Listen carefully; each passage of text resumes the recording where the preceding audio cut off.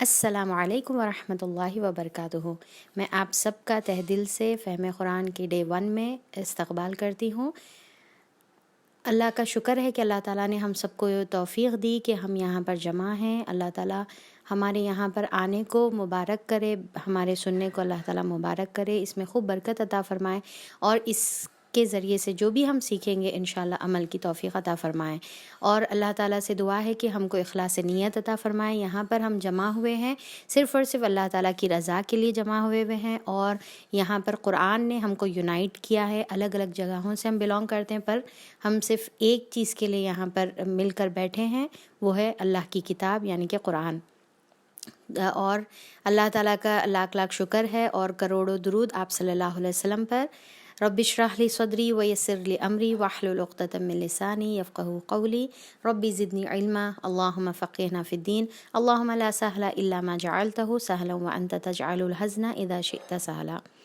تو الحمدللہ ہم اللہ کی مجلس میں بیٹھے ہوئے ہیں، اور اس کے لیے بہت بہت بشارتیں ہیں آپ صلی اللہ علیہ وسلم کی طرف سے۔ جیسا آپ صلی اللہ علیہ وسلم نے فرمایا کہ جو شخص اللہ کے کسی گھر میں سے ایک گھر میں بیٹھتا ہے اور قرآن کو سیکھتا اور سکھاتا ہے تو اللہ تعالیٰ کی سکینت ان پر نازل ہوتی ہے، اور اللہ تعالیٰ کی رحمت انہیں گھیر لیتی ہے، اور فرشتے ان کو آسمان تک گھیر لیتے ہیں۔ فرشتے جمع ہوتے ہیں ویسی مجلس میں، اور آسمان تک فرشتے گھیر لیتے ہیں، اور اللہ تعالیٰ جو ہے ہمارا ذکر اللہ تعالیٰ اپنی محفل میں کرتا ہے، کیونکہ یہاں پر ہم اگر اللہ کا ذکر کریں گے، قرآن پڑھیں گے، تو اللہ تعالیٰ اپنی محفل میں ہمارا ذکر کرتے ہیں۔ اور ایک حدیث میں آتا ہے کہ آپ صلی اللہ علیہ وسلم نے فرمایا، ابو ہریرہ سے روایت ہے کہ اللہ تعالیٰ کے کچھ خاص فرشتے ہیں جو مجلس کو ڈھونڈتے پھرتے ہیں، پوری زمین پر، روئے زمین پر اللہ کی مجلس کو ڈھونڈتے پھرتے ہیں۔ جیسے ان کو اللہ تعالیٰ کی مجلس نظر آتی ہے جہاں پر اللہ تعالیٰ کا ذکر ہوتا ہے، تو وہ تمام فرشتے وہاں پر جمع ہونا شروع ہو جاتے ہیں، یہاں تک کہ آسمان تک وہ فرشتے پھیل جاتے ہیں اور پوری مجلس کو اپنی رحمت کے سائے میں گھیر لیتے ہیں۔ اس کے بعد حالانکہ اللہ تعالیٰ سب سے بہتر جاننے والا ہے، اللہ تعالیٰ وہ فرشتوں سے پوچھتا ہے کہ اے فرشتوں بتاؤ تم لوگ کہاں سے آ رہے ہو؟ تو وہ فرشتے بتاتے ہیں کہ اللہ تعالیٰ ہم تیرے ذکر کی محفل سے آ رہے ہیں، مجلس سے آ رہے ہیں، اور جو ہے وہاں پر ہم دیکھے کہ تیرے بندے تیری تسبیح، تیری تحلیل، تیری تمہید اور تیری تکبیر جو ہے بیان کر رہے تھے۔ تو پھر اللہ سبحانہ تعالیٰ حالانکہ بہتر جانتا ہے، وہ فرشتوں سے پوچھتا ہے کہ وہ مجھ سے کیا مانگ رہے تھے؟ تو فرشتے جواب دیتے ہیں کہ اے اللہ تعالیٰ وہ تجھ سے تیری جنت کا سوال کر رہے تھے۔ تو اللہ تعالیٰ فرماتے ہیں کہ کیا انہوں نے میری جنت دیکھی؟ تو فرشتے کہتے ہیں کہ نہیں اللہ تعالیٰ انہوں نے آپ کی جنت نہیں دیکھی۔ تو اللہ تعالیٰ فرماتے ہیں کہ اگر دیکھ لیتے تو پھر کیا ہوتا؟ پھر اللہ تعالیٰ پوچھتے ہیں فرشتوں سے کہ وہ لوگ مجھ سے کس چیز کی پناہ طلب کر رہے تھے؟ تو فرشتے کہتے ہیں کہ اللہ تعالیٰ تیرے جہنم کی پناہ طلب کر رہے تھے۔ تو اللہ تعالیٰ پوچھتے ہیں کیا انہوں نے جہنم کو دیکھا ہے؟ تو فرشتے کہتے ہیں کہ نہیں اللہ تعالیٰ انہوں نے جہنم کو نہیں دیکھا۔ تو اللہ تعالیٰ بتاتے ہیں کہ اگر دیکھ لیتے تو کیا ہوتا؟ یعنی کہ دیکھیے کہ ہم نہ جنت کو دیکھے، ہم نہ جہنم کو دیکھے، پھر بھی اس کی جو ہے جنت کی طلب ہمارے اندر ہے، اور جہنم سے بچنے کی جو ہے تڑپ ہمارے اندر ہے۔ تو ہم بھی جو ہے یہاں پر یہ محفل میں جو جمع ہوئے ہیں، تو اس کے ذریعے سے اللہ تعالیٰ ہم کو جنت نصیب فرمائے، اور اللہ تعالیٰ جہنم سے ہماری حفاظت فرمائے۔ تو اللہ تعالیٰ یہاں پر فرماتے ہیں کہ اے فرشتوں تم گواہ رہو، میں ان لوگوں کو بخش دیا، یعنی کہ تمام جتنے بھی محفل میں جمع ہیں وہ تمام لوگوں کو اللہ تعالیٰ یہاں پر فرماتے ہیں کہ اللہ تعالیٰ نے ان کو بخش دیا۔ تو پھر اس کے بعد جو ہے فرشتے کہتے ہیں کہ اللہ تعالیٰ وہاں پر ایک شخص آیا، ذرا غور سے سنیے یہ بات، کہ وہ لوگ کہتے ہیں کہ اللہ تعالیٰ وہاں پر ایک شخص آیا تھا، اور وہ شخص جو ہے بہت سخت گنہگار ہے، پر وہاں سے گزر رہا تھا، یا پھر سارے لوگوں کو دیکھا کہ اللہ کی محفل میں جمع ہے تو وہ بھی آ کر بیٹھ گیا، حالانکہ اس کی نیت جو ہے یہ قرآن کو سننے کی نہیں تھی۔ تو اللہ تعالیٰ فرماتے ہیں کہ یہ محفل اتنی بابرکت ہے کہ وہ قرآن کی فضیلت کی بنا پر اللہ تعالیٰ وہ گنہگار شخص کو بھی مغفرت کا پروانہ اس کے لیے بھی جو ہے فراہم کر دیتے ہیں، یعنی کہ اس کی بھی اللہ تعالیٰ جو ہے مغفرت کر دیتے ہیں۔ اور اللہ تعالیٰ فرماتے ہیں کہ بے شک میں نے تمام کی مغفرت فرما دی، اور جس کا بھی وہ سوال کرتے ہیں وہ تمام سوال میں ان کا عطا کروں گا، اور وہ جس سے بھی پناہ چاہتے ہیں میں اس کو پناہ عطا کروں گا۔ یعنی کہ دیکھیے کہ یہ محفل میں بیٹھنے کی اللہ تعالیٰ فضیلت بتا رہے ہیں کہ ان کی مغفرت کر دی جائے گی، 1، اور نمبر 2 ان کو جو ہے جو بھی دعا کریں گے، تمام حاجات جو رہیں گے وہ تمام محفل میں جتنے بھی لوگ ہیں تمام محفل کے حاجات پورے کر دیے جائیں گے، اور تیسرا جو ہے جو بھی وہ پناہ مانگ رہے ہیں پناہ ان کو جو ہے عطا کر دی جائے گی، اور پھر چوتھا یہاں پر اگر کوئی شخص کوئی بھی نیت سے آئے، اللہ کی رضا بھی نیت نہ ہو پر مجلس کی جو ہے فضیلت کی وجہ سے اس کو بھی بخش دیا جائے گا، کیونکہ قرآن کی محفل میں آ کر کوئی جو ہے نامراد نہیں لوٹتا، کوئی خالی ہاتھ خالی دامن نہیں لوٹتا، ہر کسی کے دامن میں کچھ نہ کچھ اللہ تعالیٰ عطا کرتے ہیں۔ تو یہ ہے فضیلت۔ تو ہم جب یہاں پر اللہ کی محفل میں جمع ہیں، مجلس میں جمع ہیں، تو ہم بھی دعا کریں اللہ تعالیٰ سے کہ یہ محفل کو ہماری مغفرت کا ذریعہ بنا دے، ہمارے تمام دل کے جو حاجات ہے، ہماری خواہشات ہے، اللہ تعالیٰ وہ جائز تمام خواہشات کو ہمارے پورا کر دے، اور اللہ تعالیٰ ہم کو تمام شر سے پناہ اللہ تعالیٰ عطا فرما دے۔ جیسا آج جو ہے ہم جس شر جو پھیلا ہوا ہے جس کے لیے ہم پریشان ہیں، تو اللہ تعالیٰ وہ تمام وائرس سے، وہ تمام شرور سے اللہ تعالیٰ ہماری حفاظت فرمائے۔ اور پھر جو ہے ہم بسم اللہ الرحمن الرحیم، ہم یہاں پر سے جو ہے اپنا پہلا سورہ فاتحہ سے انشاءاللہ ہم لوگ آغاز کریں گے۔ اعوذ باللہ من الشیطان الرجیم، بسم اللہ الرحمن الرحیم، الحمد للہ رب العالمین، الرحمن الرحیم، مالک یوم الدین، ایاک نعبد و ایاک نستعین، اہدنا الصراط المستقیم، صراط الذین انعمت علیہم غیر المغضوب علیہم ولا الضالین، آمین۔ قرآن کا سب سے پہلا سورہ فاتحہ ہے، اور سورہ فاتحہ قرآن کی ترتیب کے حساب سے پہلا سورہ ہے، پر نزول کی ترتیب کے حساب سے یہ 5th سورہ ہے، اور یہ پہلا سورہ ہے جو مکمل نازل ہوا، یعنی کہ اس سے پہلے جتنے بھی سورے نازل ہوئے 4 وہ تمام جو ہے ڈیوائیڈ ہو کے نازل ہوئے، یعنی کہ الگ الگ جو ہے حصوں میں نازل ہوئے، کچھ 1 to 5 آیت، 1 to 7 آیت، اس طریقے سے نازل ہوئی، پر یہ سورہ فاتحہ پہلا سورہ ہے جو مکمل نازل ہوا۔ اور نزول ترتیب کے حساب سے اس کی ترتیب کیا ہے؟ 5th اس کی جو ہے ترتیب آتی ہے، اور یہ 7 آیتوں پر مشتمل سورہ ہے، اور اس کا نام سورہ فاتحہ اسی لیے ہے کیونکہ اسی سے ابتدا ہوتی ہے۔ فاتحہ کا مطلب کھولنا ہے، دی اوپننگ، تو اسی سے جو ہے ابتدا ہوتی ہے، اور یہ مکی صورت ہے۔ آئیے اس کا ترجمہ ہم لوگ دیکھیں گے۔ بسم اللہ الرحمن الرحیم، شروع اللہ کے نام سے جو نہایت مہربان رحم کرنے والا ہے۔ تعریف اللہ تعالیٰ ہی کے لیے ہے جو تمام کائنات کا رب ہے۔ اب یہاں پر الحمد کا مطلب کیا ہے؟ تعریف ہے، اور تعریف اور دوسرا اور ایک معنی کیا ہے؟ شکر ہے۔ اب دیکھیے کہ تعریف ہم جو ہے زبان سے ادا کرتے ہیں، پر جو شکر ہے وہ زبان، دل اور عمل تینوں سے ادا ہوتا ہے۔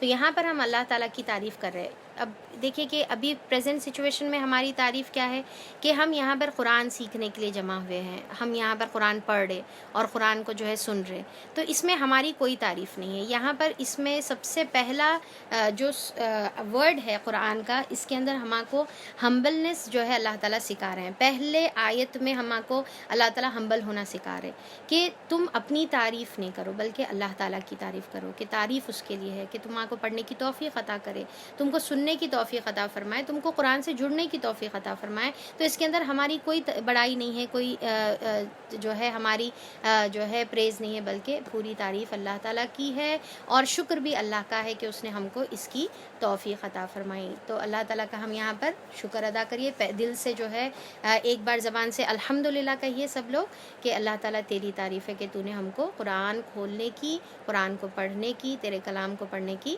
توفیق عطا فرمایا۔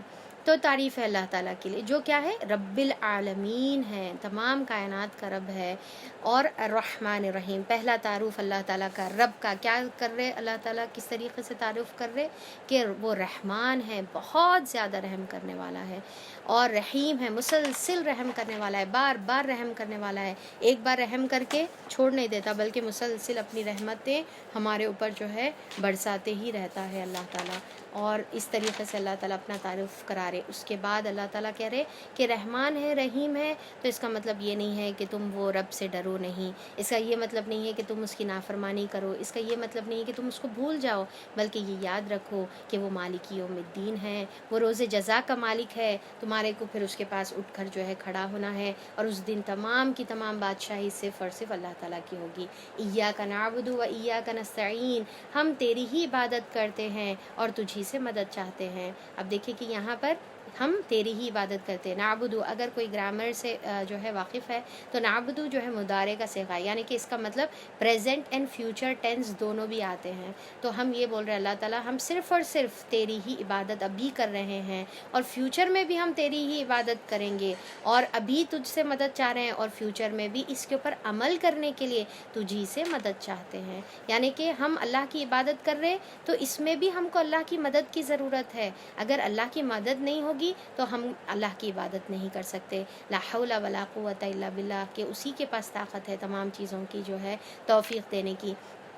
تو ہم اللہ تعالیٰ کی عبادت کے لیے اللہ ہی سے مدد چاہ رہے ہیں، اور پھر یہاں پر اس کے علاوہ بھی ان جنرل بھی جو ہے تمام قسم کی عبادتیں صرف اور صرف اللہ کے لیے ہونا ہے۔ یہ ہم ہر نماز میں، اب دیکھیے کہ سورہ فاتحہ ہم ہر نماز میں پڑھتے ہیں نا، اسی لیے اس کو جو ہے الصلاۃ بھی کہتے ہیں۔ سورہ فاتحہ کا اور ایک نام کیا ہے، الصلاۃ ہے، کہ اس کو جو ہے ہر نماز میں پڑھی جاتی ہے، ہر نماز کی ہر رکعت میں پڑھی جاتی ہے۔ انفیکٹ کوئی نماز بغیر سورہ فاتحہ کے مکمل ہی نہیں ہوتی۔ تو ہر نماز میں ہم یہ اقرار کر رہے ہیں میری بہنوں کہ ہم اسی کی عبادت کرتے ہیں۔ تو ہمارے کو دیکھنا ہے کہ کیا ہم واقعی میں صرف اور صرف اللہ کی عبادت کرتے ہیں، ہم صرف اللہ تعالیٰ کی، یعنی کہ عبادت کی چاہے جتنی بھی اقسام ہو، یعنی کہ دعا ہے، امید ہے، اور جو ہے شفا طلب کرنا ہے، تمام چیزیں اللہ تعالیٰ سے مانگنا ہے، اسی کے سامنے ہمارا سر جھکے، اسی کے سامنے ہمارے ہاتھ اٹھے دعا کے لیے تمام، اور پھر اسی سے مدد کی مدد جو ہے چاہنے کا ہے۔ تو ہم یہاں پر کیا دعا کر رہے، اللہ تعالیٰ آج میں تجھی سے تیری عبادت کر رہی ہوں اور تجھی سے مدد مانگ رہی ہوں، اور فیوچر میں بھی میں تیری ہی عبادت کروں گی اور تجھی سے مدد مانگوں گی، کسی اور سے مدد نہیں مانگوں گی، کسی اور کی عبادت نہیں کروں گی، کسی اور کے سامنے اپنا جو ہے سر ماتھا نہیں ٹیکوں گی۔ تو اور اس میں اللہ کی مدد کی ہم جو ہے درخواست کر رہے، اور اللہ تعالیٰ سے آگے مزید دعا یہ کر رہے کہ ہماری مدد فرما، کس میں، اہدنا الصراط المستقیم، کہ ہمیں سیدھا راستہ دکھا، اس میں ہماری مدد فرما۔ ہم تو طالب ہیں، ہم آج اللہ تعالیٰ یہاں پر جمع ہیں، قرآن پڑھنے کے لیے یہاں پر جمع ہیں، تو ہماری طلب کیا ہے، ہماری خواہش کیا ہے کہ ہم کو سیدھا راستہ مل جائے، پر دکھانے والا کون ہے، صرف اللہ تعالیٰ ہے۔ اللہ تعالیٰ ہم تجھ سے دعا کر رہے ہیں کہ اہدنا الصراط المستقیم، اللہ تعالیٰ تو ہمیں سیدھا راستہ دکھا دے، وہ راستہ جن کے اوپر تو نے انعام فرمایا، صراط الذین انعمت علیہم، جن کے اوپر تیرا انعام ہوا۔ کن پر ہوا اللہ تعالیٰ کا انعام، تمام جو ہے اللہ تعالیٰ کے فرما بردار بندے، تمام نیک بندے، جس کے اندر سر فہرست سب سے ٹاپ لسٹ پہ جو ہے انبیاء آتے ہیں آف کورس، اس کے بعد جو ہے شہداء آتے ہیں، صالحین آتے ہیں، اور پھر جو ہے اللہ تعالیٰ کے جو ہے یہ تمام نیک کار جو ہے لوگ آتے ہیں۔ تو صدیق، شہداء، صالحین، اور سب سے ٹاپ پہ انبیاء۔ تو اس کا ذکر اللہ تعالیٰ جو ہے سورہ نساء کی آیت نمبر 69 میں جو ہے کرتے ہیں کہ انعام یافتہ لوگ یہ ہیں۔ اس کے علاوہ بھی تمام وہ لوگ جو اللہ تعالیٰ کی عبادت میں یا اللہ تعالیٰ کے مطابق، قرآن کے مطابق زندگی گزارتے ہیں، وہ اللہ کے انعام یافتہ لوگوں میں شمار ہوتے ہیں۔ تو ہم بھی اب دیکھیں کہ ہم انبیاء تو سوال ہی نہیں پیدا ہوتا، ہم نہیں بن سکتے۔ پر اس کے علاوہ ہمارے پاس 3 اور دروازے کھلے ہیں، ہم صدیق کی کیٹیگری میں آ سکتے، یعنی کہ ہمیشہ جو ہے اللہ کی اطاعت کرنے والے اور سچ بولنے والے۔ ہم جو ہے شہداء کی کیٹیگری میں آتے ہیں، جو اپنی زندگی کے ہر عمل سے یہ گواہی دے، شہداء یعنی کہ گواہی دینا، گواہی دیتے ہیں کہ ہم اللہ تعالیٰ کے بندے ہیں۔ اور صالحین یعنی کہ نیکیاں کرنے والے، نیکیوں میں کثرت کرنے والے، زیادہ سے زیادہ دوڑ کر نیکیاں کرنے والے، اچھے کام کرنے والے، تو صالحین میں تو ہمارے لیے یہ 3 دروازے کھلے ہیں، تو ہم اس میں سے کسی ایک میں یا تینوں میں بننے کی جو ہے کوشش کرنا ہے۔ تو ہم اللہ تعالیٰ سے دعا کریں کہ اللہ تعالیٰ مجھے سیدھا راستہ بتا، ان لوگوں کا راستہ جس کے اوپر انعام ہوا، اور ان لوگوں کا راستہ نہیں غیر المغضوب علیہم ولا الضالین، جو گمراہ ہوئے اور جو معتوب ہوئے، یعنی کہ مغضوب کا مطلب کیا ہے، جو اللہ تعالیٰ کا جن کے اوپر غضب ہوا، معتوب کا مطلب کیا ہے، جس کے اوپر جو ہے اللہ تعالیٰ ناراض ہوئے، غصہ ہوا جس کے اوپر۔ تو اللہ تعالیٰ سے ہم دعا کریں کہ اللہ تعالیٰ ہمیں ان میں شامل نہ فرما جن کے اوپر تو غصہ ہوا۔ غصہ کس پر ہوتے ہیں؟ دیکھیے کہ جو جان بوجھ کر غلطی کرتے ہیں تو غصہ ان کے اوپر آتا ہے، جو انجانے میں کرتے ہیں تو ان کے اوپر جو ہے، جیسا ماں بھی ہے تو جان بوجھ کر کرنے کے بعد جو ہے اولاد پر غصہ ہوتی ہے کہ تم کو معلوم تھا یہ نہیں کرنا ہے پھر بھی تم کرے، تو جان بوجھ کر کرنے والوں پر جو ہے غصہ ہوتے ہیں۔ تو اللہ تعالیٰ کا غضب کن کے اوپر ہوا؟ وہ لوگ جو علم رکھتے ہیں، جو جانتے ہیں کہ یہ غلط ہے، جیسا ہم بھی جانتے ہیں کہ نماز چھوڑ دینا غلط ہے، یہ گناہ ہے، یہ نیکی کا کام ہے، پھر بھی جو ہے نیکیوں میں پیچھے رہ رہے، پھر بھی گناہ کرتے جا رہے، تو جان بوجھ کر کرنے پر جو ہے اللہ تعالیٰ بول رہے کہ ان کے اوپر غصہ ہوتے ہیں اللہ تعالیٰ۔ اور ولا الضالین، اور گمراہ میں، یعنی کہ سیدھے راستے سے جو بھٹک جاتے ہیں تو وہ جو ہے جو گمراہ ہو گئے، تو ہم دعا کریں کہ اللہ تعالیٰ ان میں شامل مت فرما ہمیں۔ اور گمراہ کون ہوتے ہیں؟ دیکھیے کہ جو ہے یعنی کہ علم ہی نہیں رکھتے کہ یہ سیدھا راستہ ہے، جانتے ہی نہیں، قرآن کبھی کھولے نہیں، پڑھے نہیں، تو ایسے لوگ کیا ہے، گمراہ ہے، ان کو سیدھا راستے کا جو ہے پتہ ہی نہیں ہے۔ تو اکثر لوگ کیا ہے یہ بولتے کہ ہم علم حاصل کریں گے تو پھر عمل کرنا پڑتا، اگر عمل نہیں کرے تو گناہ ملتا، تو لہٰذا علم ہی حاصل مت کرو۔ پر یہاں پر دیکھیں کہ اللہ تعالیٰ جو ہے ولا الضالین بول رہے، اور نہ گمراہوں کے راستے پر ہم کو چلا، یعنی کہ یہ وہ لوگ ہیں جو علم ہی حاصل نہیں کرتے تاکہ جو ہے عمل کرنا پڑے، یا پھر جو ہے جو سیدھے راستے سے جو ہے علم نہیں رکھنے کی وجہ سے جو ہے بھٹک جاتے ہیں۔ تو اب یہاں پر جو ہے مفسرین بتاتے ہیں کہ مغضوب میں جو ہے غالباً مغضوب سے مراد یہود ہے، جس کے پاس بہت سارا علم تھا پر اس کے باوجود بھی انہوں عمل نہیں کرتے تھے جان بوجھ کر، تو اللہ تعالیٰ کا غضب اور غصہ ان کے اوپر پڑا۔ اور ضالین جو ہے راستے سے بھٹکے ہوئے ہیں، یعنی کہ اس میں جو ہے زیادہ تر اس سے مراد جو ہے عیسائی لیا جاتا ہے، جو سیدھا راستہ اللہ تعالیٰ کا آ گیا تھا، قرآن ان کے پاس جو ہے ان کی کتاب آ گئی تھی، یعنی کہ بائبل، خیر بائبل تو ہم نہیں بولیں گے، انجیل آ گئی تھی ان کے پاس، ان کی کتاب آ گئی تھی، اس کو جاننے کے باوجود بھی انہوں نے سیدھے راستے سے جو ہے بھٹک گئے، یعنی کہ اپنی جو ہے کتاب کا علم حاصل نہیں کرے، یا پھر جو ہے اپنے نبی کے تعلیمات کے اوپر عمل نہیں کرے، اور جو ہے وہ راستے سے بھٹک کر جو ہے دوسرے غلط راستے پر چل پڑے، یعنی کہ عیسیٰ علیہ السلام کو ہی خدا بنا لیا۔ تو اللہ تعالیٰ سے خیر ہم دعا کر رہے اس میں کہ اللہ تعالیٰ ہم کو انعام یافتہ لوگوں میں شامل فرما، اور غضب اور غصے جس کے اوپر ہوا اور جو سیدھے راستے سے بھٹک گئے ان سے ہماری جو ہے حفاظت فرما، اللہ تعالیٰ قبول فرمائے، آمین۔ اب یہاں پر دیکھیں کہ یہ جو سورہ فاتحہ ہے اس کے بارے میں آپ صلی اللہ علیہ وسلم نے فرمایا کہ یہ ابن عباس ابی بن کعب رضی اللہ عنہ سے روایت ہے کہ آپ صلی اللہ علیہ وسلم نے فرمایا کہ اس ذات کی قسم جس کے ہاتھ میں میری جان ہے، سورہ فاتحہ جیسی صورت نہ تورات میں نازل کی گئی، نہ انجیل میں نازل کی گئی، نہ زبور میں نازل کی گئی۔ یہ 7 آیتوں والی صورت جو بار بار پڑھی جاتی ہے صرف مجھے عطا کی گئی ہے، اور یہی قرآن عظیم ہے، یعنی کہ صرف آپ صلی اللہ علیہ وسلم کو یہ خاص صورت دی گئی جو اس سے پہلے کسی نبی کو یا کسی شریعت میں کسی کتاب میں جو ہے ایسی قسم کی صورت نہیں دی گئی۔ تو یہ صورت کی فضیلت بہت زیادہ ہے، اور جو ہے اس کو ہم ہر نماز میں بھی پڑھتے ہیں، تو غور و فکر کر کے نماز میں پڑھنے کی کوشش کریں، اور اس کو جو ہے اپنی زندگی میں لائیں کہ ہم صرف اور صرف اللہ کی عبادت کرتے ہیں، اور اللہ ہی سے مدد مانگتے ہیں، اور اللہ ہی سے جو ہے ہدایت کی دعائیں کرتے ہیں۔ اس کے بعد ہم شروع کرتے ہیں دوسرا سورہ بقرہ۔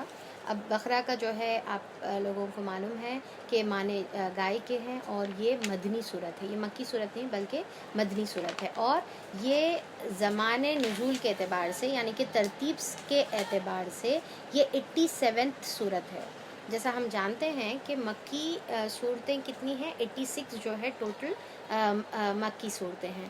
اس کے بعد جو 87 صورت ہے یعنی کہ مدنی کی فرسٹ جو صورت ہے وہ سورہ بقرہ ہی ہے. تو ترتیب کے اعتبار سے یہ جو ہے 87 صورت ہے اور مدینہ میں سب سے پہلے نازل ہونے والی صورت ہے. اب جیسا کہ ہم جانتے ہیں کہ یہ لانگیسٹ سورہ ہے، پورے قرآن کا سب سے لمبا سورہ ہے سورہ بقرہ. تو ڈیفینیٹلی یہ ایک ٹائم پہ نازل نہیں ہو گیا، ایک ساتھ پورا کمپلیٹ سورہ بقرہ تو نہیں نازل ہوا، الگ الگ حصوں میں جو ہے یہ نازل کیا گیا. تو اس کی میجورٹی جو حصہ ہے وہ مدنی ہے، ٹھیک ہے. اور جو ہے مدنی کے بھی الگ الگ دور کا ہے. تو میجورٹی حصہ مدنی ہے اور مدنی کے ابتدائی دور میں ہے، یعنی کہ فرسٹ دور میں جو ہے نازل ہوا. مکے میں آپ صلی اللہ علیہ وسلم جب 13 سال کے بعد جب ہجرت کرے مکے سے، تو مدینہ آنے کے بعد یہ سب سے پہلی صورت ہے. اب اس کا کچھ حصہ جو ہے مکے میں بھی نازل ہوا، جیسا ہم جانتے ہیں کہ اس کی جو آخری 2 آیتیں ہیں، لاسٹ کی جو 2 آیتیں ہیں جو رات میں ہم پڑھ کر بھی سوتے ہیں، آمن الرسول والی، تو یہ جو ہے مکہ کے آخری دور کی صورتوں میں سے ایک ہے جو اللہ تعالیٰ معراج کے ٹائم پہ آپ صلی اللہ علیہ وسلم کو عطا کرے، ٹھیک ہے. اب اس کے اندر ایک جو ہے ایک حصہ سود کے بارے میں بھی جو ہے ڈیل کر رہا ہے، اور وہ سود کا جو احکام ہیں یا وہ آیتیں جو ہے مدینے کی آخری دور کی، یعنی کہ آپ صلی اللہ علیہ وسلم کے انتقال سے کچھ پہلے کی جو ہے آیتوں میں سے ایک ہے. پر میجورٹی حصہ اس کا کون سا ہے؟ ابتدائی دور کا، مدنی ابتدائی دور. یہ آپ کو یاد رکھ لینے کا ہے کہ یہ مدینہ کی ابتدائی دور کی نازل ہوئی. اب جیسا اس کی جو ہے اس کی صورت کا ہم جو ہے بیک گراؤنڈ دیکھیں کہ بھئی کب اس کا زمانے نزول کیا ہے. تو اب جیسے زمانے نزول ہے تو اس کے حساب سے ہم کو یہ بھی بات سمجھ میں آتی ہے کہ مدنی دور میں جو مخاطبین ہیں یعنی کہ آڈینس ہے جس کو آپ صلی اللہ علیہ وسلم جو ہے یا پھر اللہ تعالیٰ جس کو جو ہے ایڈریس کر رہے، تو وہ کیا ہے یہاں پر مدینے میں یا تو صحابہ ہے، ٹھیک ہے، یعنی کہ ہجرت کرے ہوئے صحابہ ہے، یا مدینہ میں جو آلریڈی موجود صحابہ ہے تو مسلمان ہیں. اور پھر جو ہے اور مخاطب کون ہے اس میں؟ یہود بھی رہیں گے، کیونکہ مدینے میں بہت زیادہ جو ہے یہودیوں کی بھی جو ہے بہت زیادہ میجورٹی تھی. مکے میں جو مخاطب تھے وہ کون تھے؟ پورے کفار مکہ تھے، مشرکین تھے، اور کچھ جو ہے تھوڑے سے مٹھی بھر صحابہ اکرام تھے. پر اب مدینے میں کیا ہے؟ میجورٹی مسلمانوں کی ہے، صحابہ اکرام کی ہے، اور ساتھ میں جو ہے یہود اور نصارہ بھی جو ہے اس کے اندر شامل ہے، اور وہ لوگ بھی شامل ہے جو ابھی ایمان نہیں لے کر آئے، ٹھیک ہے. یہ کلیئر ہو گیا.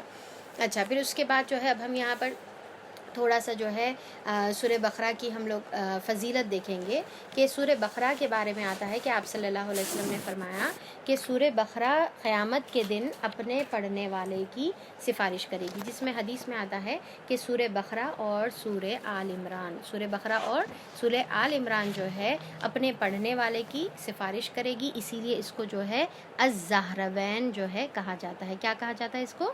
الزہروین کہا جاتا ہے، جس کا مطلب ہے کہ 2 لائٹس، 2 نور بول سکتے ہیں آپ، یا پھر جو ہے 2 کلاؤڈز بول سکتے. تو قیامت کے دن سورہ بقرہ اور سورہ آل عمران اپنے پڑھنے والے کی جو ہے سفارش کرے گی، اور اللہ تعالیٰ کے پاس جو ہے 2 نور کی شکل میں یا 2 کلاؤڈز کی شکل میں یا 2 برڈ کے فلاکس کی شکل میں جو ہے حاضر ہوگی، اور اپنے پڑھنے والے کی سفارش کرے گی یہاں تک کہ اس کو جنت میں پہنچانا دے. اور ایک فضیلت آتی ہے، یہ تو پہلی فضیلت ہوگی. دوسری فضیلت یہ آتی ہے کہ آپ صلی اللہ علیہ وسلم نے فرمایا کہ اپنے گھروں کو قبرستان نہ بناؤ، اس میں جو ہے سورہ بقرہ کی تلاوت کرتے رہو، یعنی کہ سورہ بقرہ کی تلاوت سے گھر آباد ہوتے ہیں. اگر ہم پورا ایک ساتھ سورہ بقرہ نہیں پڑھ سکتے تو کم سے کم جو ہے کچھ پارٹس جو ہے اس میں ہم ضرور پڑھیں، یعنی کہ تھوڑا تھوڑا کر بھی جو ہے اپن پڑھ سکتے ہیں، پر اس سے جو ہے گھر آباد رہتے ہیں. اور اس کے بارے میں اور ایک حدیث میں آتا ہے کہ سورہ بقرہ کا پڑھنا برکت ہے اور اس کا چھوڑ دینا حسرت ہے. سورہ بقرہ کا پڑھنا برکت ہے اور اس کا چھوڑ دینا حسرت ہے، اور باطل قوتیں اس کا مقابلہ نہیں کر سکتی. باطل قوتیں کا مطلب کیا ہے؟ کہ جادو ہے، جن ہے، اثرات ہے، نظر ہے یا حسد ہے، یہ جتنی بھی باطل قوتیں ہیں اس کا جو ہے یہ مقابلہ نہیں کر سکتی. تو جس گھر میں سورہ بقرہ پڑھی جاتی ہے وہاں پر سے شیطان بھاگ جاتا ہے، یہ بھی حدیث میں ہم کو جو ہے ملتا ہے. تو چلیے اس کی ہم فضیلت دیکھ لیے سورہ بقرہ کی.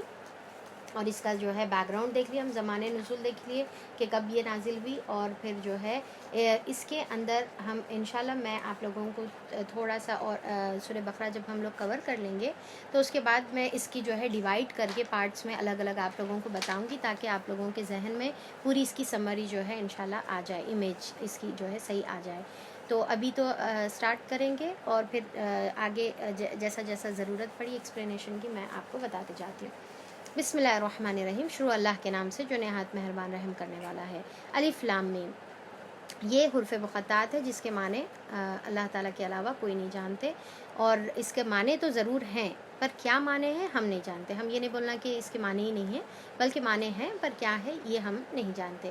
ذالک الکتاب لا ریب فیہ، یہ اللہ کی کتاب ہے، اس میں کوئی شک نہیں۔ تو اب یہاں پر دیکھیے کہ یہ جو پہلا جو الفابیٹس ہے الف لام میم، یہ ہم یہ بول رہے کہ اس کو ہم نہیں جانتے، یہ اس کا علم کس کے پاس ہے؟ صرف اور صرف اللہ کے پاس ہے۔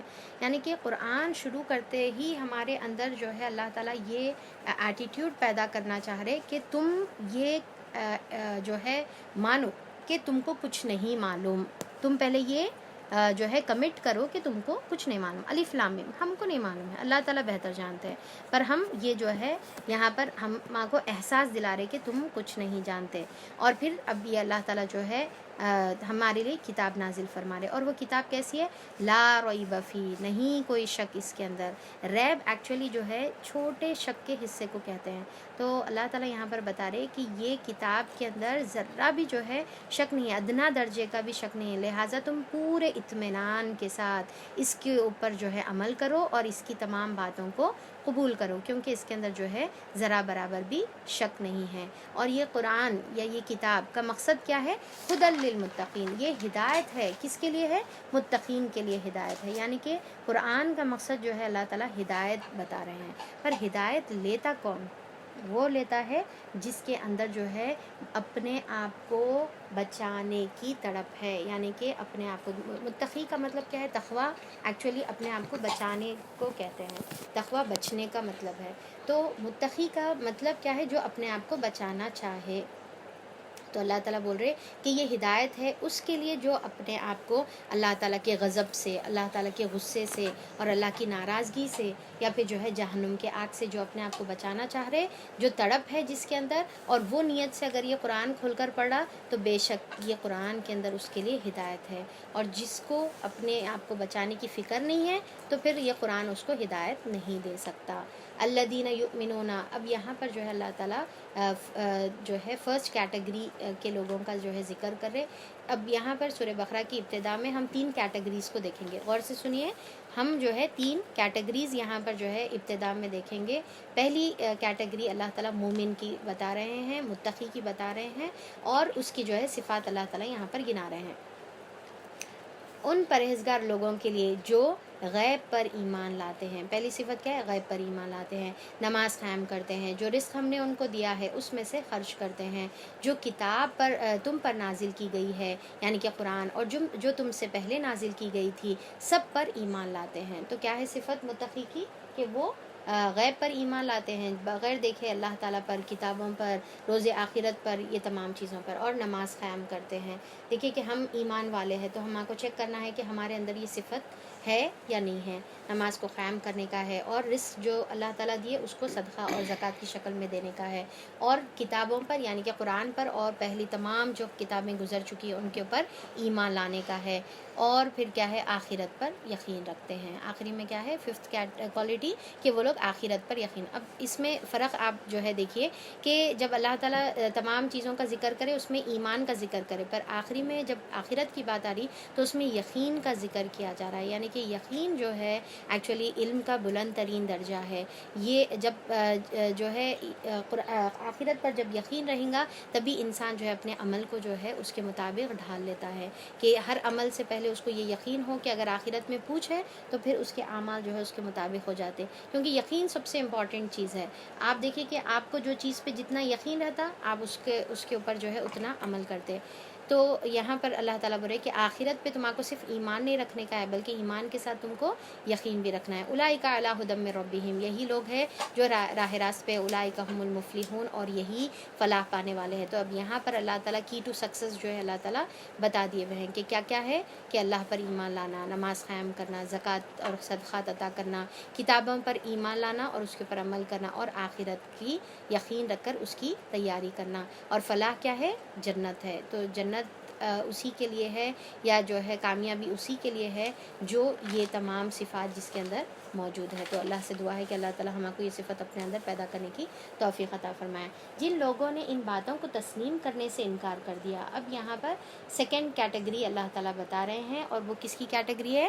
کافر کی. فرسٹ کیٹیگری کس کی تھی؟ مومن کی تھی. سیکنڈ کافر کی. جن لوگوں نے ان باتوں کو تسلیم کرنے سے انکار کر دیا، ان کے لیے اقساں ہیں کہ خواہ تم انہیں خبردار کرو یا نہ کرو، بہرحال وہ ماننے والے نہیں ہیں. یعنی کہ ان لوگ اتنے بے حس ہے کہ ان کی جو ضد اور ہٹ دھرمی ہے اس کی وجہ سے انہوں یہ ایمان والے جو صفات ہے، یہ جو کوالٹیز جو ابھی بتائے، اس کے اوپر ایمان نہیں لائیں گے. یعنی کہ قرآن کے اوپر، اللہ پر، علم غیب پر جو ہے وہ لوگ ایمان نہیں لائیں گے. تو اب یہاں پر اللہ تعالیٰ کیا کر رہے ہیں؟ اس کے رزلٹ میں اللہ نے ان کے دلوں اور ان کے کانوں پر مہر لگا دی ہے، اور ان کی آنکھوں پر پردہ پڑ گیا ہے. تو اب دیکھیں کہ اللہ تعالیٰ یہاں پر یہ چیز بہت کلیئر اللہ تعالیٰ بتا دیے کہ ان کے عمل کی بنا پر ان کے دلوں پر مہر لگی ہے، ان کے عمل کی بنا پر ان کے کانوں اور آنکھوں پر پردہ پڑا ہے. اللہ تعالیٰ زبردستی نہ کسی کو ہدایت دیتے ہیں اور نہ زبردستی گمراہ کرتے ہیں. اگر ہمارے اندر تڑپ ہے تو ہدایت ملے گی، اگر ہم جو ہے اپنے آپ کو گمراہی میں ڈالنا چاہ رہے تو اسی میں جو ہے ہم پڑ جا سکتے ہیں. تو اللہ تعالیٰ یہاں پر بتا رہے کہ ان کے دلوں پر مہر لگا دی. مہر کس بنا پر لگتی ہے؟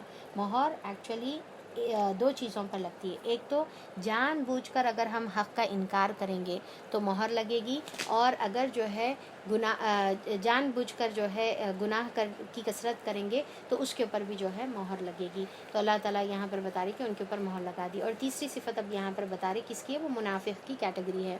بعض لوگ ایسے بھی ہیں جو کہتے ہیں کہ ہم اللہ پر اور روز آخرت پر ایمان لائیں، یعنی کہ زبان سے کیا بول رہے ہیں؟ ایمان لے کر آئے، حالانکہ در حقیقت وہ مومن نہیں ہیں. یعنی کہ ان کے عمل، ان کی دل اس کے اوپر مطمئن نہیں ہے، عمل ان کا اس کے خلاف ہے کہ ایمان لائے بول رہے پر ایکچوئل میں ایمان نہیں لائے. تو اللہ تعالیٰ کے نزدیک بول رہے اللہ تعالیٰ دے آر ناٹ مومن، وہ مومن نہیں ہیں. وہ اللہ اور ایمان لانے والوں کے ساتھ دھوکہ بازی کر رہے ہیں، مگر دراصل وہ خود اپنے آپ ہی کو دھوکے میں ڈال رہے ہیں، اور انہیں اس کا شعور بھی نہیں ہے. ان کے دلوں میں ایک بیماری ہے، اور جسے اللہ نے اور زیادہ بڑھا دیا. تو اب یہاں پر ان کے دلوں کی بیماری کیا ہے؟ ایک تو نفاق کی بیماری، چھپانے کی، جھوٹ دل میں جو ہے چھپا کے رکھے ہوئے ہیں. اور دوسرا کیا ہے بتایا جاتا، مفسرین بتاتے ہیں کہ دنیا کی محبت کی بیماری ان کے دلوں میں ہے، جس کی وجہ سے انہوں جو ہے زبان سے تو بول رہے پر عمل نہیں کر رہے. تو اللہ تعالیٰ بول رہے کہ انہوں خود اپنے آپ کو دھوکہ دے رہے ہیں، اور پھر یہ بیماری میں جو ہے اللہ تعالیٰ ان کو اور زیادہ بڑھا دے رہے ہیں.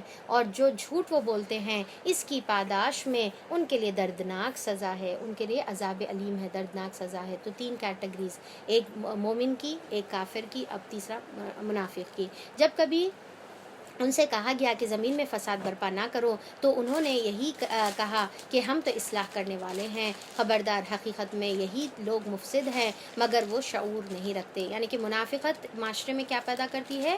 نفاق جو ہے معاشرے میں فساد پیدا کرتی ہے، اور جو ہے اللہ تعالیٰ کی قرآن کے اوپر عمل کرنا اور آپ صلی اللہ علیہ وسلم کی تعلیمات پر عمل کرنے سے معاشرے میں جو ہے اصلاح ہوتی ہے، اور اس کے اوپر عمل نہیں کرنے سے معاشرے میں فساد پھیلتا ہے. اور جب ان سے کہا جاتا ہے کہ جس طرح دوسرے لوگ ایمان لے کے آئے، یعنی کہ صحابہ اکرام، اسی طرح تم بھی ایمان لے کے آؤ، تو انہوں نے یہی جواب دیا کہ ہم بے وقوفوں کی طرح ایمان لے کر آئیں. صحابہ ان کو بے وقوف نظر آتے ہیں، کیونکہ صحابہ جو قربانیاں کرتے ہیں اس کی بنا پر ان کو بے وقوف نظر آتے ہیں. خبردار حقیقت میں تو یہ خود بھی بے وقوف ہیں مگر یہ شعور نہیں رکھتے. جب یہ اہل ایمان سے ملتے ہیں تو کہتے ہیں کہ ہم ایمان لے کر آئے، اور جب علیحدگی میں اپنے شیطانوں سے یعنی کہ اپنے سرداروں سے جب ملتے ہیں تو کہتے ہیں کہ اصل میں تو ہم تمہارے ساتھ ہیں اور ہم ان لوگوں کے ساتھ محض مذاق کر رہے تھے. اللہ ان سے مذاق کر رہا ہے اور ان کی رسی دراز کیے جاتا ہے، یعنی کہ رسی کو ڈھیل دیتے جا رہے اللہ تعالیٰ، ان کو جو ہے اپنی گمراہیوں میں جو ہے اللہ تعالیٰ چھوڑ دے رہے، اور یہ اپنی سرکشی میں اندھوں کی طرح بھٹک کے چلے جا رہے ہیں. اب دیکھیے کہ اس سے کیا سمجھ میں آ رہا کہ جو ہدایت پانا چاہ رہا اللہ تعالیٰ ان کو ہدایت کے راستے آسان کرتے جا رہے ہیں، پر جو گمراہی چاہ رہا اور اسی میں جو ہے پڑے رہنا چاہ رہا تو اللہ تعالیٰ اسی میں جو ہے ان کو چھوڑ دیتے ہیں. تو اللہ سے ہم کو جو ہے دعا بھی کرنا ہے اور کوشش بھی کرنا ہے کہ اللہ تعالیٰ ہم کو جو ہے منافقت کی ہمارے اندر صفت نہ پیدا کرے اور ہم کو ایمان والا بنا دے. یہ وہ لوگ ہیں جنہوں نے ہدایت کے بدلے گمراہی خرید لی، یعنی کہ ان کے پاس دونوں آپشنز تھے، ہدایت بھی تھی اور گمراہی بھی تھی، پر اللہ تعالیٰ انہوں نے کیا کیا؟ گمراہی خرید لی. اور مگر یہ سودا ان کے لیے کوئی نفع بخش نہیں ہوا اور یہ ہرگز صحیح راستے پر نہیں ہے. اب یہاں پر اللہ تعالیٰ جو ہے جو کافر اور منافق دو کیٹیگریز کا جو اللہ تعالیٰ ذکر کرے، تو اب ان کا جو ہے ایک ایگزامپل کے طور پہ جو ہے دونوں کے لیے اللہ تعالیٰ سمجھا رہے. ایک ایگزامپل کفار کا دے رہے اور ایک ایگزامپل جو ہے منافق کا دے رہے. ہم دیکھیں گے کہ کیا ایگزامپلز ہے، بہت خوبصورت ایگزامپلز ہے، غور سے سنیے. ان کی مثال ایسی ہے جیسے ایک شخص نے آگ روشن کی اور جب اس نے سارے ماحول کو روشن کر دیا، یعنی کہ وہ آگ پورے ماحول کو جو ہے روشن کر دیا، تو اللہ تعالیٰ نے ان کی نور بصارت سلب کر لی، ان کو ہی اللہ تعالیٰ اندھا کر دیے انہیں، اور اس حال میں چھوڑ دیا کہ اندھیروں پر اندھیرا جو ہے چھا رہا ہے اور انہیں کچھ نظر نہیں آتا. تو یہ بہرے ہے، گونگے ہے اور اندھے ہے، اب یہ نہیں پلٹیں گے. تو اللہ تعالیٰ یہاں پر کافر کی مثال اس طریقے سے دیا کہ جو ہے انہوں جیسا آپ صلی اللہ علیہ وسلم امیجن کریے، اہل مکہ جو تھے کیا تھے؟ گمراہیوں میں جو ہے پڑے ہوئے تھے، ان کو جو ہے ہدایت کی کوئی روشنی ان کے پاس نہیں تھی اور انہوں اندھیرے میں جو ہے بھٹک رہے تھے. پھر اللہ تعالیٰ نے ان کو اتنا منور روشن جو اللہ تعالیٰ نے سراج منیرہ جس کو کہتے ہیں آپ صلی اللہ علیہ وسلم کے ذریعے سے، قرآن جو نور ہدایت ہے وہ اللہ تعالیٰ نے بھیجا. پر جب ان کے پاس نور آ گیا تو انہوں نے کیا کیا کہ اپنے آنکھوں کو بند کر لینا چاہا. تو جب انہوں نے دیکھ کر بھی آپ صلی اللہ علیہ وسلم کو اور قرآن کو سمجھ کر بھی جب انہوں نے ماننے سے انکار کر دیا تو اللہ تعالیٰ ان کو اندھا بنا کر چھوڑ دیے. اب انہوں جو ہے کچھ بھی ان کو سمجھ میں نہیں آتا. اب دوسری مثال جو اللہ تعالیٰ منافق کی دے رہے ہیں، یا پھر ان کی مثال یوں سمجھو کہ آسمانوں سے زور کی بارش ہو رہی ہے اور اس کے ساتھ اندھیرے، گھٹا، کڑک اور چمک بھی ہے. اب یہ منافق کی مثال ہے، یعنی کہ جو ظاہری طور پہ بتا رہے ایمان لے کر آئے پر حقیقت میں دل میں جو ہے ان کے ایمان نہیں ہے. اس کو کیا بولتے ہیں؟ منافق، ہپوکریٹس جو ہے اس کو بولتے ہیں. تو منافق کس کو منافق کے ایگزامپل کیسا دے رہا ہے اللہ تعالیٰ کہ آسمان سے زور سے بارش ہو رہی تھی، جیسا سمجھے کہ قرآن کی وحی جو ہے مسلسل آپ صلی اللہ علیہ وسلم پر نازل ہو رہی تھی. وحی سے بارش سے مراد یہاں پر قرآن کی وحی ہے. تو اب جب قرآن کی وحی جب نازل ہو رہی ہے، یعنی کہ برسات تو کیا ہوتی ہے؟ رحمتیں لے کر آتی ہے، خوشی کا سبب ہوتی ہے، پر اس کے ساتھ کیا ہے؟ گھٹائیں بھی ہوتی ہے، اندھیری، کڑک اور چمک بھی ہوتی ہے. تو اب یہ ہے کہ بارش کی جو ہے رحمتیں ہم کو اس سے فائدہ اٹھانا ہے یا وہ کڑک سے جو ہے ڈرنا ہے. تب یہ منافق کیا کر رہے دیکھیے، یہ بجلی کے کڑاکے سن کر اپنی جانوں کے خوف سے کانوں میں انگلیاں ٹھونس لیتے ہیں اور اللہ ان منکرین حق کو ہر طرف سے گھیرے ہوئے ہے. چمک سے ان کی حالت یہ ہو رہی ہے، یعنی کہ جو لائٹننگ جو ساتھ میں ہے بارش کے، ان کی حالت یہ ہو رہی ہے کہ عنقریب جو بجلی ہے، جو تھنڈرز ہے، ان کی بصارت کو، ان کی جو ہے سننے کی صلاحیت کو اچک لے جائیں. جب ذرا کچھ روشنی انہیں محسوس ہوتی ہے تو اس میں کچھ دور چل لیتے ہیں اور جب ان کے اوپر اندھیرا چھا جاتا ہے تو کھڑے کے کھڑے رہ جاتے ہیں. تو اب اس میں دیکھیے، اب میں اس کی مثال سمجھا رہی ہوں آپ کو کہ جیسا آپ صلی اللہ علیہ وسلم پر جب وحی نازل ہو رہی تھی، پر ساتھ میں اس میں کیا تھے؟ وحی کے ساتھ کہ آزمائشیں بھی تھی، قربانیاں بھی تھے، گھر کو چھوڑنے کا تھا یا مال کو اللہ کی راہ میں خرچ کرنے کا تھا، جانوں کو اللہ کی راہ میں لگانے کا تھا، یا دین کے لیے جو ہے سیکریفائسز کرنا تھا. تو یہ جو سیکریفائسز ہے اس کو یہاں پر کیسا تشبیہ دیے ہوئے ہیں؟ تھنڈرز اور لائٹننگ کی شکل میں جو ہے اس کو یہاں پر بتا رہے ہیں. تو منافق کیا کر رہے تھے کہ جبھی بھی جو ہے آسانی ہو رہی تو اس میں تھوڑی دور چل لے رہے، اور جبھی بھی جو ہے سیکریفائسز دینے کی بات آ رہی تو انہوں جو ہے اسلام سے رک جا رہے. تو اللہ تعالیٰ یہاں پر بتا رہے تو کہ ان کی مثال اس طریقے سے ہے کہ وہ کھڑے کے کھڑے رہ جاتے. اللہ چاہتا تو ان کی سماعت کو اور بصارت کو بالکل سلب کر لیتا، جیسا کافروں کے بارے بارے میں کیا بتایا اللہ تعالیٰ؟ ان کے اوپر مہر لگا دی، ان کے کانوں پہ آنکھوں پہ مہر لگا دیے، پر منافقین کی کانوں اور آنکھوں پر اللہ تعالیٰ مہر نہیں لگائے ہوئے ہیں، حالانکہ جھوٹا اسلام بتا رہے، صرف زبان سے اسلام بتا رہے، پر وہ زبان سے اسلام بھی ان کو جو ہے مہر لگنے سے بچا لے رہا، اور پھر اللہ تعالیٰ ان کو موقع دے رہے، یعنی کہ ابھی مہر نہیں لگانے کا مطلب کیا ہے کہ اللہ تعالیٰ ان کو موقع دے رہے کہ ابھی بھی وقت ہے، اگر جو ہے دل سے ایمان لا لو اور پلٹ آؤ، یقیناً وہ ہر چیز پر قادر ہے۔ اب یہاں پر پہلا حکم آ رہا، دیکھیے قرآن کا یہ پہلا حکم ہے، کیا ہے پہلا حکم؟ سب سے پہلا توحید کا حکم ہے، لوگو بندگی اختیار کرو اپنے اس رب کی جو تمہارا اور تم سے پہلے جو لوگ گزر چکے ہیں ان سب کا رب ہے، یا ایھا الناس اعبدوا ربکم الذی خلقکم والذین من قبلکم لعلکم تتقون۔ حالانکہ جو ہے قرآن کا 2/3 حصہ جو ہے آلریڈی مکے میں نازل ہو چکا تھا، یعنی کہ 86 سورے نازل ہو گئے تھے، اب یہ مدنی میں جو ہے اللہ تعالیٰ یہاں پر پھر سے جو ہے تمام لوگوں کو حکم دے رہے، صرف مسلمانوں کو حکم نہیں دے رہے۔ دیکھیے آپ غور کریے، یا ایھا الناس بول رہے، اور یہی فرق ہے ہمارے نبی کریم صلی اللہ علیہ وسلم کی دعوت میں اور پہلے کے تمام انبیاءوں کی دعوت میں، غور کریے، یہی فرق ہے ہمارے نبی کی دعوت میں اور تمام انبیاء کی دعوت میں۔ تمام انبیاءوں کی جو دعوت تھی وہ کیا تھی؟ یا قومی تھی، پر ہمارے نبی کی دعوت کیا ہے؟ یا ایھا الناس، اے لوگوں، تمام قسم کے لوگوں، کوئی مذہب سے بلونگ کرنے والے لوگوں، کس کی عبادت کرو؟ ایک رب کی عبادت کرو، اور توحید ہی تمام نبیوں کی دعوت سب سے اولین پہلی دعوت رہی۔ انشاءاللہ اس کا ذکر جو ہے ہم پھر آگے سورہ اعراف اور سورہ شورى میں جو ہے پھر ڈیٹیل دیکھیں گے کہ ہر نبی کی دعوت جو ہے یہی تھی۔ تو جو ہے یہاں پر اللہ تعالیٰ کیا بتا رہے کہ بندگی اختیار کرو، کس کی؟ اللہ تعالیٰ کی، اور وہ کون ہے؟ جو تم کو پیدا کرنے والا ہے۔ ارے بھائی، جو تم کو پیدا کرنے والا ہے، کیا تم اس کی بندگی نہیں کرو گے؟ اور تم جو جتنے بھی تمہارے سے پہلے کے لوگ گزرے ہوئے ہیں، ہر کسی کا خالق وہی ہے، اسی نے تم کو پیدا کیا ہے، تو جس نے پیدا کیا اسی کے سامنے ہمارا کیا سر نہیں جھکنا چاہیے؟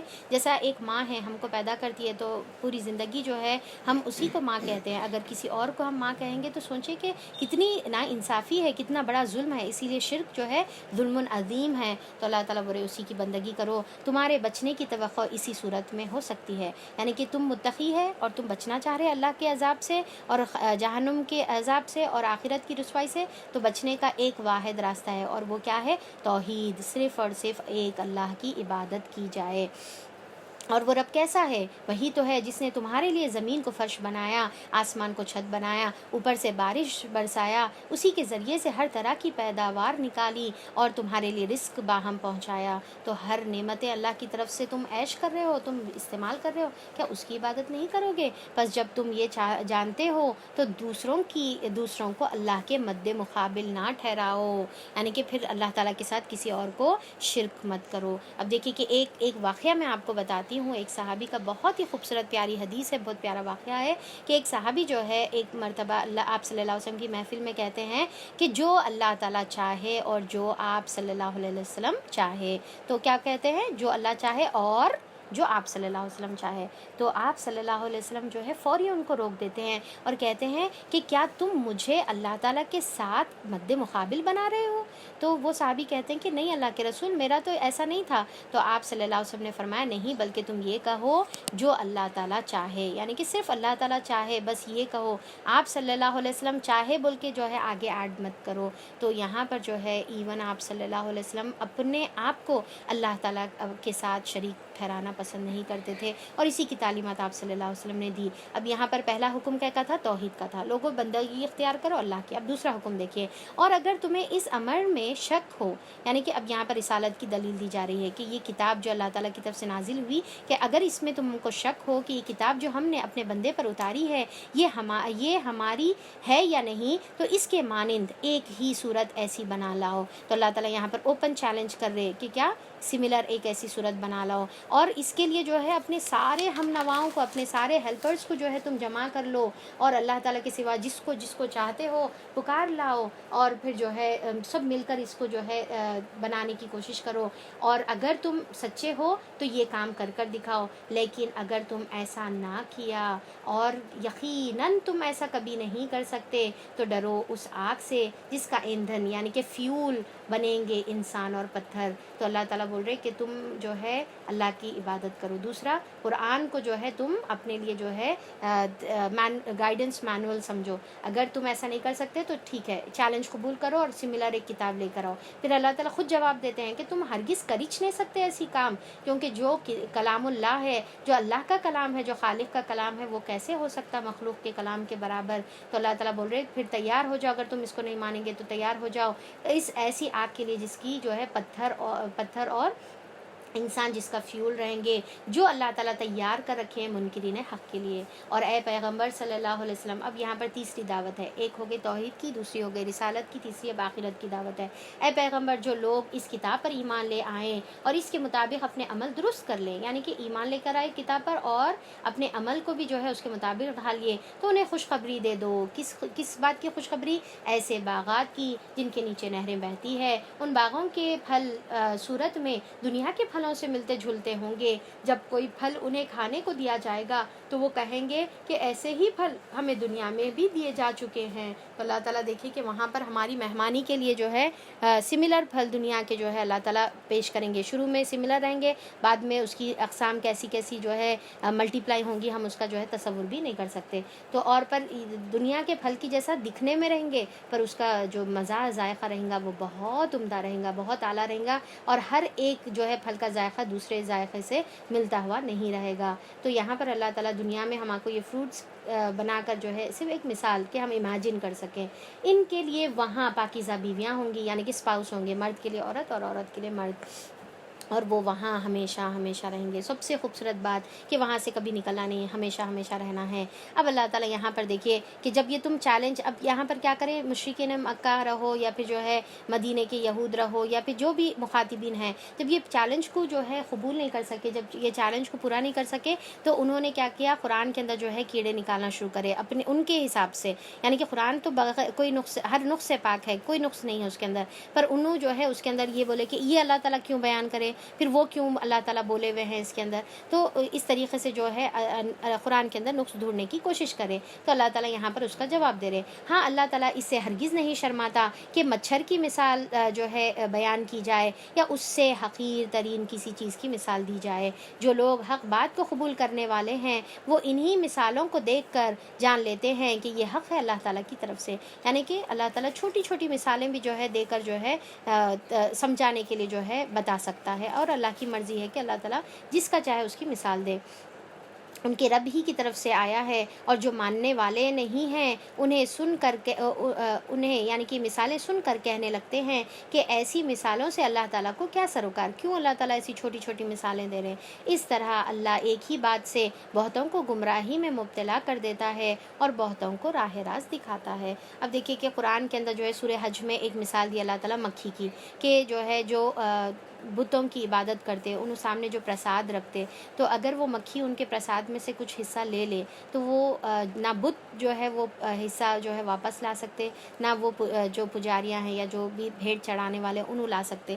تو اللہ تعالیٰ کیا کر رہے ہیں یہاں پر, چھوٹی مثال دے رہے پر بات کتنی بڑی سمجھا رہے. تو اصل کیا ہے کہ جو بات اس سے سمجھائی جا رہی ہے وہ بات سمجھنا امپورٹنٹ ہے, پر کیا ہے جس کو بات نہیں سمجھنا ہے انہوں اس کے اندر جو ہے بیکار باتیں نکالنا شروع کر دیتے ہیں. تو اللہ تعالیٰ بول رہے کہ ایک ہی مثال دیتے, اس سے کچھ لوگ ہدایت بھی پا لیتے, اور ایک وہی مثال سے جو ہے کچھ لوگ اپنی گمراہی کا راستہ اختیار کر لیتے, اور گمراہی میں انہی کو مبتلا کرتا ہے. اب گمراہ کون ہوتے ہیں, گمراہی میں انہی کو مبتلا کرتا ہے جو فاسق ہے, جو اپنی لمٹس کو کراس کرنے. فاسق کا مطلب کیا ہے, حدوں کو کراس کرنے والا, لمٹس کو کراس کرنے والا. اللہ کے عہد کو مضبوط باندھ لینے کے بعد توڑ دیتے ہیں, یعنی کہ اللہ تعالیٰ سے جو عہد کرے, جو اللہ تعالیٰ سے وعدہ کرے, اس کو باندھ لینے کے بعد کیا کرتے ہیں, عہد کو توڑ دیتے ہیں. اللہ نے جسے جوڑنے کا حکم دیا ہے اسے کاٹتے ہیں, یعنی کہ رشتوں کو جو اللہ تعالیٰ نے جوڑنے کا حکم دیا ہے وہ رشتوں کو کاٹتے ہیں. دیکھیے کہ ہم کو بھی دیکھنا ہے کہ ہمارے سے جو ہے جو رشتے وہ کٹے ہوئے تو نہیں ہیں. ہم کو اللہ تعالیٰ کا حق بھی ادا کرنا ہے اور بندوں کا حق بھی ادا کرنے کا ہے. ہم کیا سمجھتے کہ بس نماز پڑھ لیے, روزہ رہ لیا, اللہ کا حق ادا کر دیے تو کافی ہے. نہیں, اگر ہم جو ہے بندوں کا حق ادا نہیں کریں گے تو پھر جو ہے اللہ تعالیٰ ہم کو جو ہے وہ معاف نہیں کرے گا. اور اللہ تعالیٰ بول رہے کہ ایسے لوگ فاسق ہیں, بول رہے اللہ تعالیٰ, اور گمراہی انہی کے لیے ہے بول رہے. تو اگر ہم کو گمراہی سے بچنا ہے تو رشتوں کو ہم کو جوڑنا پڑے گا, اللہ کے عہد کو پورا کرنا پڑے گا. اور زمین میں فساد برپا کرتے ہیں. حقیقت میں یہی لوگ نقصان اٹھانے والے ہیں. کون نقصان اٹھانے والے ہیں؟ جو مثالوں سے صحیح مطلب نہیں نکالتے, جو اپنی لمٹس کو کراس کرتے ہیں, جو اللہ تعالیٰ کا جو عہد لیا ہوا ہے. ہم اللہ تعالیٰ سے کیا عہد لیے کہ اللہ تعالیٰ ہم صرف اور صرف تیری بندگی کریں گے, صرف اور صرف تیری عبادت کریں گے, یہ والا عہد. اور بہت سارے ہیں, اب یہاں پر ایک ہی دیکھیں گے. اور پھر جو ہے رشتوں کو جوڑنے کا حکم دیا ہے, تو اس کو ہم کو جو ہے کاٹنے کا نہیں ہے.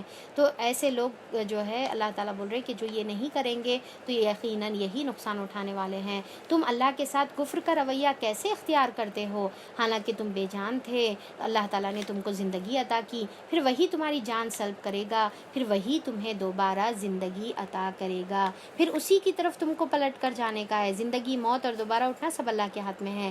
وہی تو ہے جس نے تمہارے لیے زمین کی ساری چیزیں پیدا کی, پھر اوپر کی طرف توجہ فرمائی اور 7 آسمان استوار کرے. دیکھیے کہ اللہ تعالیٰ کون ہے جو تم کو بنایا اور 7 آسمان کو بنایا. آج تک ہم 7 آسمان کو بنانا تو چھوڑو دور کی بات, آج تک کوئی انسان اس کی حقیقت تک بھی نہیں پہنچا. اس کی کیا ہے, آسمانوں کے اندر کیا ہے, اس کو ہر دن جو ہے ایک نیا جو ہے ستارہ جو ہے وجود میں آتا ہے, معلوم ہوتا ہے, لوگوں کو انوینٹ کرتے ہیں.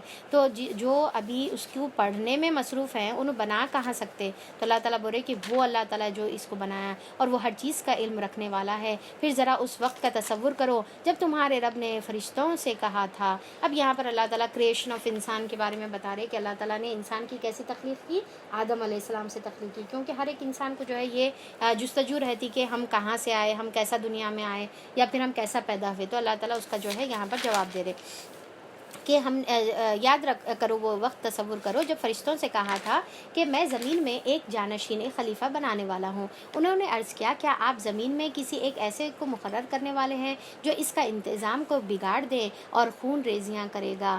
آپ کی حمد اور ثنا اور تسبیح تو ہم کر رہے ہیں اور تقدیس تو ہم بیان کر رہے ہیں. یعنی کہ فرشتے جو ہے حمد, ثنا, تسبیح اور تقدیس جو ہے کر رہے ہیں. تو اللہ تعالیٰ نے فرمایا ان سے کہ فرمایا میں جانتا ہوں جو تم نہیں جانتے. اس کے بعد اللہ تعالیٰ نے آدم کو ساری چیزوں کے نام سکھا دیے. اب یہاں پر دیکھیں کہ اللہ تعالیٰ کیا سکھا رہے, تسبیح تمہید جو ہے نہیں سکھا رہے, یعنی کہ سبحان اللہ الحمدللہ یہ نہیں سکھا رہے, بلکہ کیا سکھائے, تمام علم جو ہے اللہ تعالیٰ عطا کر دیے, دینی علم بھی اور دنیاوی علم بھی. پھر انہیں فرشتوں کے سامنے پیش کیا یعنی کہ آدم علیہ السلام کو, اور کہا اور فرمایا اگر تمہارا خیال صحیح ہے کہ مطلب کیا خیال تھا ان کا کہ انسان جو ہے خون ریزی کرے گا اور دنیا کا نظام بگاڑ دے گا, تو ذرا ان چیزوں کے نام بتاؤ. تو انہوں نے عرض کیا نقص سے پاک تو آپ ہی کی ذات ہے, ہم تو بس اتنا ہی علم رکھتے ہیں جتنا آپ نے ہم کو سکھا دیا ہے. حقیقت میں سب کچھ جاننے اور سمجھنے والے آپ کے سوا کوئی نہیں ہے. یہ فرشتوں کا جواب تھا. پھر اللہ تعالیٰ نے آدم علیہ السلام سے کہا تم انہیں ان چیزوں کے نام بتا دو. جب اس نے ان کو ان سب کے نام بتا دیے جس کا بھی اللہ تعالیٰ پوچھے تھے, تو اللہ تعالیٰ نے فرمایا میں نے تم سے کہا نہ تھا کہ میں آسمان اور زمین کی ساری حقیقتوں کو جانتا ہوں, اور جو کچھ اور وہ بھی جانتا ہوں جو تم سے مخفی ہے, اور جو تم چھپاتے ہو اور جو تم ظاہر کرتے ہو مجھے اس کا علم ہے. اور پھر جو ہے اللہ تعالیٰ یہاں پر کیا بتا رہے کہ اللہ تعالیٰ جو ہے معلوم ہے کہ کیا مقصد سے اللہ تعالیٰ نے انسان کو پیدا کیا. انسان کو اللہ تعالیٰ نے صرف عبادت کے لیے نہیں بلکہ دنیا میں بسانے کے لیے اور دنیا میں اللہ کا نظام کو قائم کرنے کے لیے پیدا کیا. یعنی کہ اب یہاں پر دیکھیں کہ ہماری تخلیق کا مقصد, ہماری کریشن کا مقصد کیا ہے کہ صرف بیٹھ کے اللہ اللہ اللہ کرنا جو ہے ہمارا مقصد نہیں, صرف عبادت مقصد نہیں ہے, صرف تسبیح تمہید کے لیے تو فرشتے آلریڈی تھے اللہ کے پاس. پھر اللہ تعالیٰ کیوں پیدا کرے ہم کو اللہ تعالیٰ جو ہے ول پاور دی, اچھائی اور برائی کرنے کا پاور دے کر اب یہاں پر اللہ تعالیٰ ہم کو دنیا میں بھیجے کہ اللہ کا نظام کو قائم کرو, قرآن کے احکامات کو دنیا میں قائم کرو, پھیلاؤ, صرف خود عمل نہیں کرو بلکہ دوسروں کو بھی اس کی طرف دعوت دو. پھر جب ہم نے فرشتوں کو حکم دیا کہ آدم کے آگے جھک جاؤ, یعنی کہ یہ کیا تھا, تعظیماً جھکنے کا تھا, اور مطلب یہ تھا کہ اس کی جو ہے علم کی جو فضیلت ہے اس کو تسلیم کر لو اور سجدہ کرو. تو سب جھک گئے مگر ابلیس نے انکار کیا. ابلیس جو ہے کیا تھا, جن تھا, فرشتوں میں سے نہیں تھا. اس کا نام ایکچولی پہلے عزازیل تھا, ابلیس تو اس کا جو ہے صفاتی نام ہے. تو یہ جو ہے فرشتوں میں خوب عبادت کرنے کی وجہ سے جو ہے فرشتوں میں اٹھنا بیٹھنا تھا. تو جب اللہ تعالیٰ حکم دیے سب کو جھکنے کا تو سب جھک گئے, پر ابلیس نے نہیں جھکا. وہ اپنی بڑائی کے گھمنڈ میں پڑ گیا اور نافرمانوں میں شامل ہو گیا. تو کیا تھا, انا خیر منہ, کہ میں اس سے جو ہے بہتر ہوں, بیٹر ہوں. تو یہ جو آئی ایم بیٹر والا جو ایٹیٹیوڈ تھا ابلیس کا, تو اس کی وجہ سے اس نے جو ہے انکار کر دیا. اب دیکھیے ہماری صفت ہم کو چیک کر لینے کا ہے کہ ہمارے اندر جو ہے کیسی صفت ہے. ہم جو ہے جھکنے والوں میں سے ہے, یا پھر جو ہے ہم آئی ایم بیٹر والی جو ہے ہمارا ایٹیٹیوڈ رہتا ہے کہ میرے کو سب آتا ہے, میں سب جانتی ہوں, میں سب سے اچھی ہوں. تو یہ والا ایٹیٹیوڈ ہمارے اندر نہیں ہونا ہے, کیونکہ یہ ابلیس والا ایٹیٹیوڈ ہے. پھر ہم نے آدم کو کہا کہ تم اور تمہاری بیوی دونوں جنت میں رہو اور یہاں بفراغت جو چاہے وہ کھاؤ.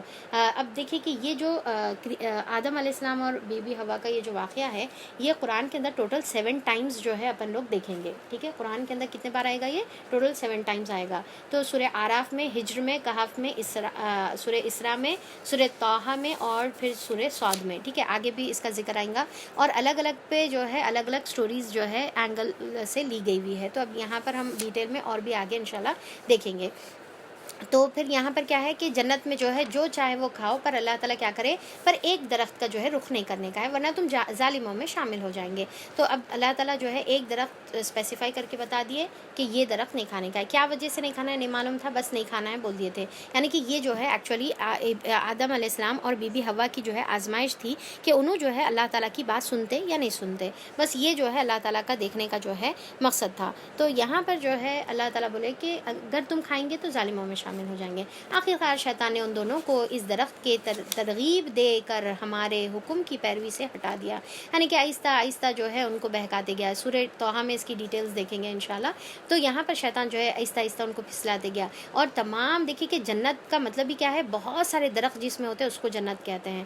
تو اتنے سارے درخت میں جو ہے بس وہ ایک والے درخت کی طرف ہی جو ہے شیطان ان کو لے کر گیا. تو شیطان کا کیا طریقہ ہوتا ہے, جو پروہیبٹڈ چیز ہوتی ہے اسی کی طرف جو ہے ہمارے کو لے کے جاتے ہیں. یعنی کہ جو جائز اور جو اچھی چیز ہوتی ہے, جو اللہ تعالیٰ کرنے کا حکم دیتے ہیں, وہاں پر جو ہے نہیں بتا کر جو چیز حرام ہوتی ہے, جو چیز جو ہے جائز نہیں ہوتی ہے, اسی کی طرف ہماری توجہ, ہمارا دل جو ہے بار بار لے کر جاتا ہے, اور انہیں اس حالت سے نکلوا کر چھوڑ دیا جس میں وہ تھے. یعنی کہ اللہ کی عزت کی جو حالت میں تھے, جنت کے اونچے جو ہے درجات میں, اور جو ہے عیش و آرام میں, نعمتوں میں تھے, اس سے جو ہے نکلوا دیا. ہم نے حکم دیا اب تم سب یہاں سے اتر جاؤ, تم ایک دوسرے کے دشمن ہو, اور تمہیں ایک خاص وقت تک زمین میں ٹھہرنا ہوگا اور وہیں گزر بسر کرنا ہوگا. یعنی کہ شیطان, اللہ تعالیٰ یہاں پر کلیئر بتا دیے کہ شیطان تمہارا دشمن ہے. اب تم جو ہے شیطان اور انسان دونوں بھی جو ہے دنیا میں رہیں گے, اور دونوں ایک دوسرے کے دشمن ہیں, لہٰذا اس سے بچو, اور خاص طور پہ جو ہے دنیا میں ٹھہرے رہو خاص وقت تک, اور پھر وہاں پر میری ہدایت آئے گی, اس کے اوپر تمہارے کو عمل کرنا رہے گا. اس وقت آدم علیہ السلام نے اپنے رب سے چند کلمات سیکھ کر توبہ کی. اب یہاں پر جو ہے سورہ آراف میں جو ہے اس کی دعا آتی ہے, ربنا ظلمنا انفسنا وان لم تغفر لنا وترحمنا لنکونن من الخاسرین. یہ والی دعا جو اللہ تعالیٰ ان کو سکھائی, یہ کہی تھی توبہ کی دعا تھی کہ اللہ تعالیٰ میں نے اپنے نفس پر ظلم کیا, آپ مجھے معاف کر دیجئے. تو اللہ تعالیٰ نے توبہ کا طریقہ بھی سکھایا, کیونکہ اللہ تعالیٰ چاہتے ہیں کہ ہم جو ہے اللہ تعالیٰ سے جو ہے توبہ کریں, کیونکہ اللہ تعالیٰ فرماتے ہیں کلو بنی آدم خطاؤن, کہ تمام بنی آدم جو ہے خطا کار ہے. وخیر الخطائین التوابون, کہ سب سے بہترین خطا کار وہ ہے جو توبہ کرنے والا ہے. تو یہاں پر پورے ابن آدم جو ہے خطا کار ہے, کیونکہ آدم علیہ السلام نے بھی خطا کی, ان کے اولاد بھی خطا کریں گے, پر سب سے بہترین خطا کار, سب سے بہترین گناہ کرنے والا وہ ہے جو بار بار توبہ کر کے اللہ تعالیٰ کی طرف پلٹتا ہے. تو اللہ سے دعا ہے کہ ہم کو بھی اللہ تعالیٰ توبہ کرنے کی جو ہے توفیق عطا فرمائے. جس کو اس کے رب نے قبول کر لیا, کیونکہ وہ بڑا معاف کرنے والا ہے اور رحم فرمانے والا ہے. ہم نے کہا تم سب یہاں سے اتر جاؤ, یعنی کہ آدم علیہ السلام, حوا اور ابلیس. پھر جو میری طرف سے کوئی ہدایت تمہارے پاس پہنچے, تو جو لوگ میری اس ہدایت کی پیروی کریں گے ان کے لیے کسی خوف اور رنج کا موقع نہیں رہے گا. یعنی کہ اللہ کی کتاب کی اطاعت کرنے والوں کے لیے نہ کوئی خوف ہے نہ کوئی رنج کا موقع ہے. اور یہ اللہ تعالیٰ حکم دیے آدم علیہ السلام کو. اور جو اس کو قبول کرنے سے انکار کریں گے اور ہماری آیت کو جھٹلائیں گے وہ آگ میں جانے والے ہوں گے اور وہ وہاں پر ہمیشہ ہمیشہ رہیں گے۔